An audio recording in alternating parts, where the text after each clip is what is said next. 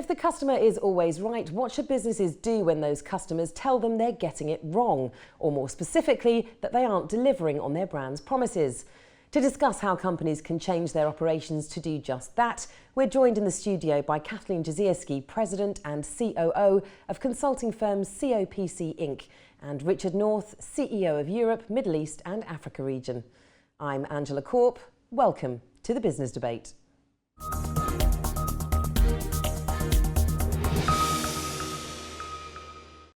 Kathleen, Richard, welcome to the London Stock Exchange studios. Thank you for having us. Great to be here.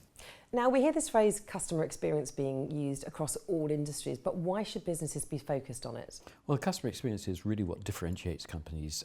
Good experience actually tends to drive loyal customers. Loyal customers tend to buy more, so it really is driving your revenue. And I think that's really important in today's world where the voice of the customer is very much magnified by social media. And so what you really want to do is have the people who are out there in social media being your advocates, being your people who are selling your product, marketing your product for you. And what are the costs involved in getting it right? Well, if you actually are not getting a return on investment from your customer experience, then that's not a good thing. What we try and do is balance cost against the service and cost against delivery. But what you actually find is that companies who focus on customer experience tend to reduce costs, because by doing things correctly, solving a customer's issues in fewer touches, that reduces your cost. So you haven't necessarily got to sacrifice customer experience by focusing on lower cost. So Kathleen, where are companies getting it wrong? One of the first things they really have to do is to define what they want their customer experience to look like.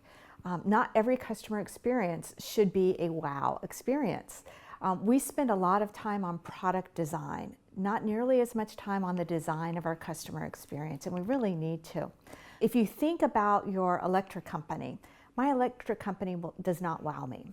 Their promise to me is reliability, but they consistently deliver on that through reliable power. It doesn't go out very often, through technicians arriving on time and accurate bill. It's a very simple promise, and they deliver on it day to day. It's that stuff that's not sexy that really delivers on the promises. But as easy as that sounds, customers tell us that over 71% of companies aren't doing that on a consistent basis. So why is there often this disconnect between a brand promise and the customer experience? A lot of it has to do with how we as companies are organized. We're organized in silos. And it's very difficult for each of us within those silos to view the entire customer experience and make changes to improve it. If you think about the experience of ordering something online, there are groups that look at how we get you to our website, groups that look at what happened at the website, what happens when you call us if there's a problem, what happens when we fulfill the package. But very few companies actually look across that broader experience and understand things like when customers tell us they really want to be able to change the address on a package after they've hit submit on that order, and they can't. We don't do a good job of capturing that information from customers because it doesn't fall into a particular silo, much less take action on it. And what's the cost to businesses of potentially losing those customers? Well, 64% of customers tell us that they have had experiences where companies have had the product they were looking for at the price they were looking for, but they didn't make the purchase because of a poor customer experience. I think all of us can think of times where we've fallen into that 64%, whether it be walking out of a restaurant because you couldn't get waited on, or abandoning a shopping cart because you couldn't make the adjustments to it that you needed to. And over 80% of customers have told us that even if that issue is resolved, that still adversely affected their decision to purchase in the future. And Richard, how do you go about fixing those problems? Well, the first thing we have to help the company do is understand what the customers need, what the customers want, because the customer experience is actually how successful they can do to fulfill that. Having done that, what we then do is look at the company through the customer's eyes to try and understand what the customer journey the company is putting the customers through, and then match that against the brand promise.